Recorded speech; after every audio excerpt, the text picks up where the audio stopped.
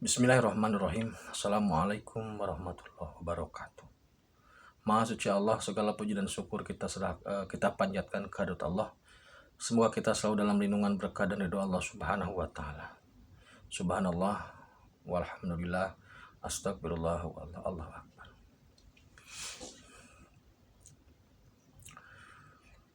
Kembali saya dari tim Rajali Nusantara kali ini akan mengangkat terkait dengan ekonomi sektor pertanian.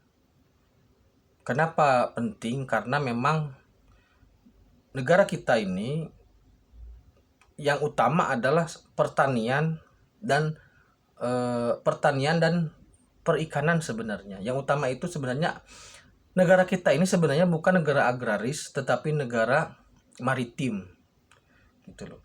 Tetapi dominannya ternyata kita ini lebih fokus ke agrarisnya gitu loh. Padahal sebenarnya kita ini negara maritim.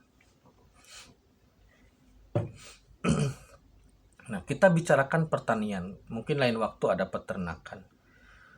Pertanian di kita ini dari hulu maupun hilir memang belum terkoordinir atau belum diatur secara maksimal walaupun peraturannya ada. Sampai-sampai beberapa waktu yang lalu saya mendengar bahwasanya apakah Mentan atau Pak Jokowi yang ingin membuka lahan lagi itu untuk pertanian. Pertanian di negara kita itu merupakan pekerjaan atau bukan jabatan. Ya pekerjaan lah.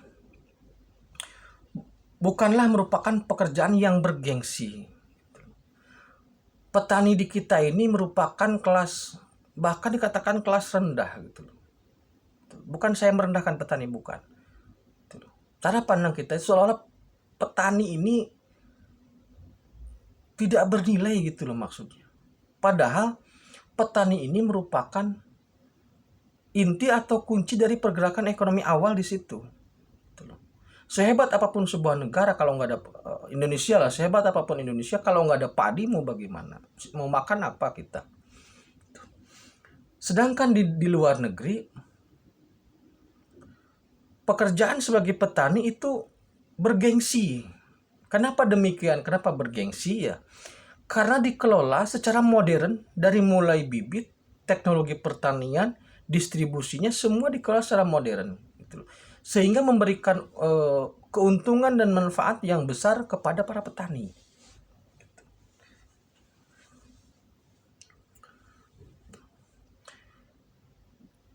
Petani-petani di kita ini merupakan petani yang hebat. Kenapa demikian? Karena tidak diurus pun masih bisa jalan gitu, masih bisa beraktivitas.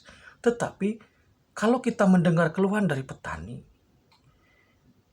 itu luar biasa sedihnya gitu loh. Kenapa demikian? Karena biaya operasional untuk melaksanakan atau melakukan proses pertanian itu tidak sebanding antara biaya produksi lah dengan hasilnya. Kadang-kadang pas, kadang-kadang lebih dikit, kadang-kadang seringnya rugi.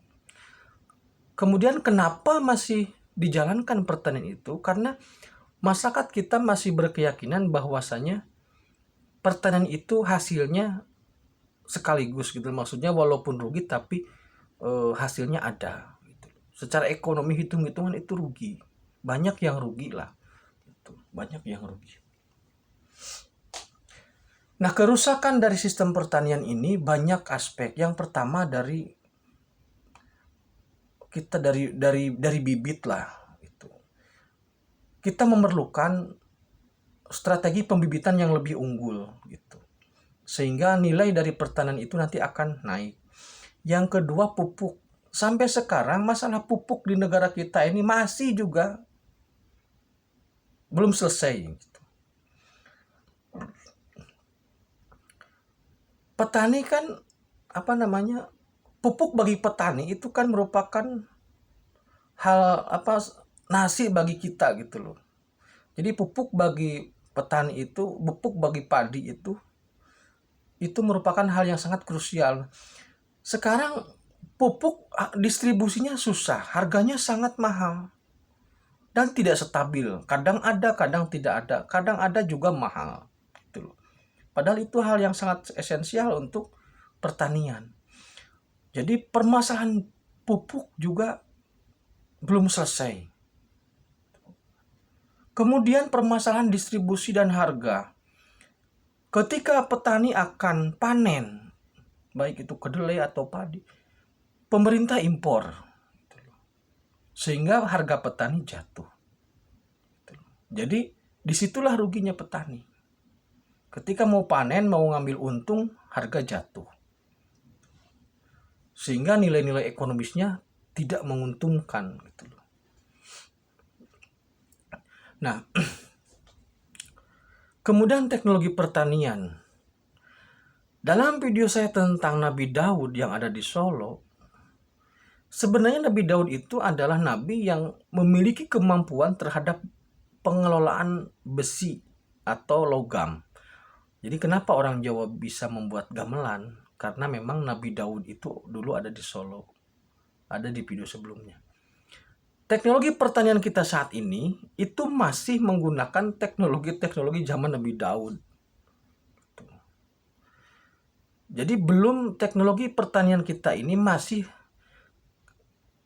mayoritas masih tertinggal. Dari saya kecil sampai sekarang sudah sekian puluh tahun, cangkulnya masih itu.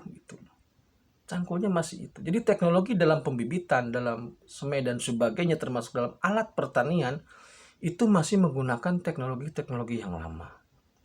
Sehingga hasil produksi pun belum dimaksimalkan. Kemudian distribusi. Jadi teknologi juga harus ditingkatkan oleh pemerintah.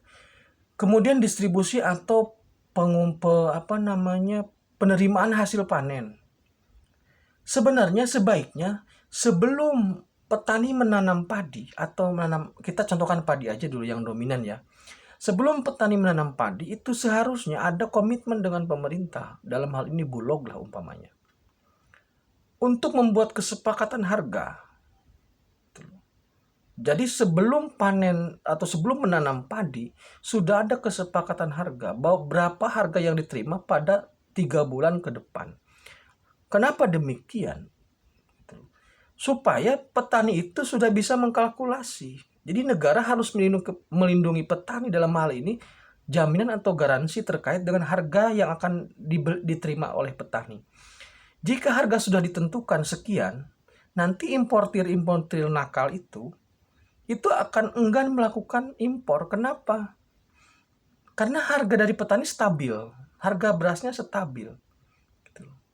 Impor itu sebenarnya satu untuk kalau importirnya baik atas perintah dari pemerintah, biasanya untuk menstabilkan harga karena permainan tengkulak. Tapi kadang impor juga nakal untuk keuntungan beberapa kelompok saja. Makanya supaya tengkulak tidak bisa bermain dalam distribusi ekonomi petani atau distribusi hasil tani, jadi pemerintah harus membuat komitmen dengan petani terkait dengan distribusi atau penerimaan hasil panen. Sehingga petani sudah melihat jika nanti panen dan hasilnya hasil timbangannya sesuai, maka keuntungan yang didapat sekian. Sampai saat ini petani ketika dia nanam padi, dia tidak pernah tahu berapa uang yang akan dihasilkan. Kalkulasi ekonominya tidak tahu. Pasrah. Pasrah. Ketika datang musim panen, harga jatuh. Dan itu sudah biasa bagi petani. Jadi kesedihan yang terulang dan menjadi kebiasaan. Ini harus dibenahi. Jadi yang harus dibenahi itu yang pertama dari aspek teknologi pertanian, yang kedua dari aspek distribusinya, dan yang ketiga dari aspek teknologinya termasuk pupuk ya, kemudian distribusinya, kemudian jaminan untuk para petani terkait dengan berbagai hal kebijakan yang pro petani. Kenapa demikian? Karena bisnis pertanian ini atau bisnis atau agrobisnis dari agrobisnis ini persaingannya internasional. Jadi kadang-kadang kita dipaksa untuk membeli kedelai dari sebuah negara, sehingga petani kedelai kita ambruk gitu. Jadi perlu kebijakan yang politis untuk melindungi para petani. Perlu kebijakan politis. karena kita terikat dengan perdagangan bebas, perjanjian perdagangan bebas, maka kebijakan-kebijakan politik itu juga sangat dipengaruhi oleh unsur-unsur atau faktor dari luar. Oleh karena itu, pemerintah harus memiliki keberanian untuk melindungi petani secara maksimal, meningkatkan teknologinya, menjamin distribusinya, menjamin hasil ekonomi petani, sehingga masyarakat kita ini menjadi sejahtera. Petani bukan lagi sebagai kelas kedua atau ketiga, tapi merupakan jabatan atau merupakan pekerjaan yang yang bergengsi gitu loh. Gitu. Ini nanti semua terkait yang lain juga sama. Permasalahan di nelayan juga sepertinya mirip ya. Rumusnya mirip. Kalau kita mendengar kemarin terkait dengan lobster ya, anak lobster atau benur atau benih lobster itu sedih lah. Sedih. Tuh. Kemudian pencurian ikan dan sebagainya. Jadi pada prinsipnya pengembangan dari pertanian maupun perikanan, peternakan itu memang harus dibenahi secara total. Dari hulu sampai hilir, termasuk kebijakan-kebijakan politisnya terkait perlindungan terhadap pelaku-pelaku tani dan juga nelayan itu. Kalau tidak dilindungi negara, nanti konsepnya sama seperti yang saya sampaikan. Kekuatan kapitalis akan menggerus kekuatan ini. Karena petani kita kebanyakan tidak berdaya secara kapital. Makanya kalau seandainya tidak berdaya secara kapital, itu harus dilindungi dengan undang-undang. Dan juga dijalankan, jangan hanya membuat undang-undangnya saja. Demikian, terima kasih. Saya berharap pada petani dan juga nelayan tetap semangat. Insya Allah waktunya sudah tiba.